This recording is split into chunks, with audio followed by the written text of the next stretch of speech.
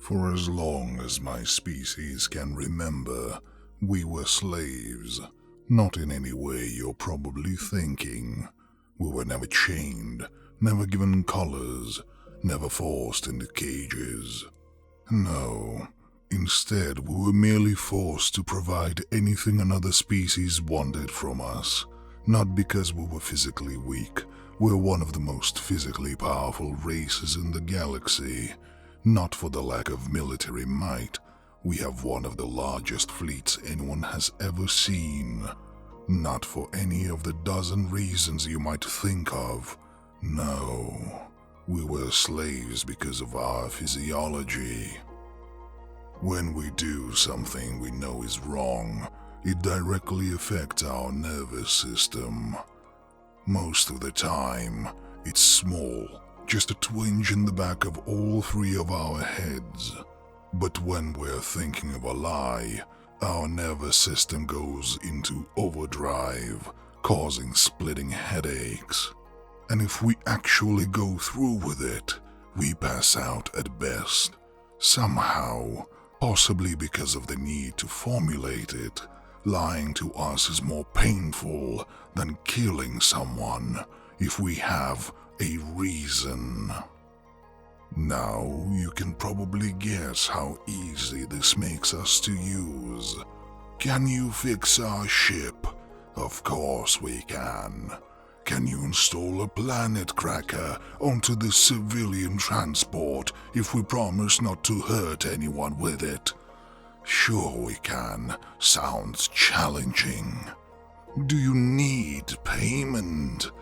Not technically, I guess. Could you terraform a planet for free? You get the idea. Even if we tried working around it, it didn't work. Other species had the advantage. They could manipulate us any way they wanted, just asking more and more specific questions or lying themselves.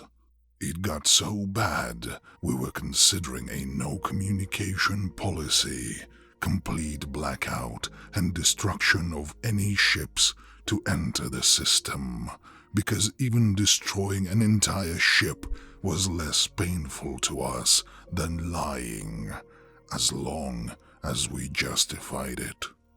Until a new species happened to crash on our planet.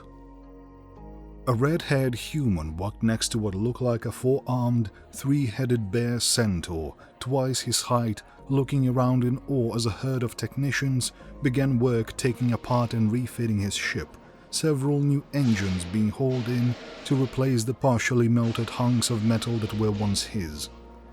I wonder how close I was to being space dust.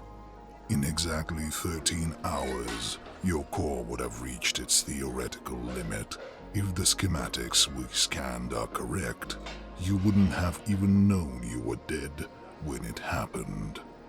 Oh, I appreciate all this, Yogi. But you know I was kidding when I asked if you could give my whole ship an overhaul, right? The bear looking down at him as they headed towards an office. We asked if you needed help, and you answered. Our jokes are different from most other species. Huh, okay. Well, what kind of payment do you need? None. The human surprised at the instant answer. You're not doing this for free. You asked, I answered, and we are now. The human rubbed his head until he stopped in his tracks. Hey, just testing something here. What would be the easiest way to destroy the spaceport? If you take the left 24 levels down to the inversion core and set it. Okay, stop. You can't lie, can you? The larger man nodded his head. That is correct. Our nervous systems punish us for any stated fallacy, even lies of omission. We have experimented with tech to dull our nervous systems, and it somewhat works, but requires more tech than most of us can carry, and it is extremely unpleasant. Most races take advantage of us, as you are now. The human suddenly turned sullen, then brightened up.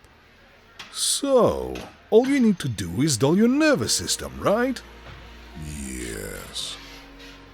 Well, buddy, it's your lucky day.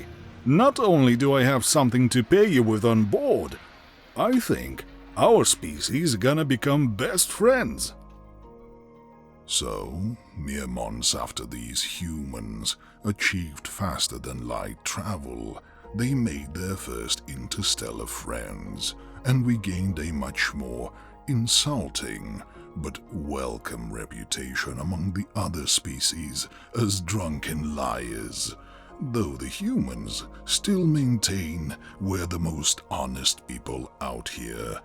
Now, if you'll excuse me, I have a date with a clan matriarch and a bottle of alcohol just cleared for import.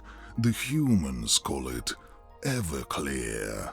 Hopefully it's a bit stronger than the beer we've had so far.